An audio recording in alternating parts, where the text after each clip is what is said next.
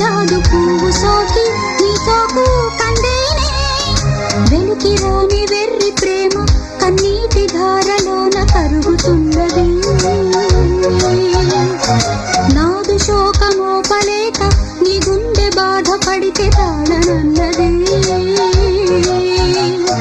మనుషులెరుగలేరు మామూలు ప్రేమ కాదు అగ్ని కంటే స్వచ్ఛమైనది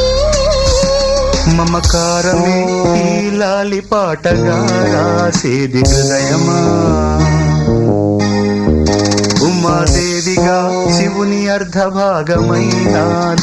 నిలువుమా శుభలా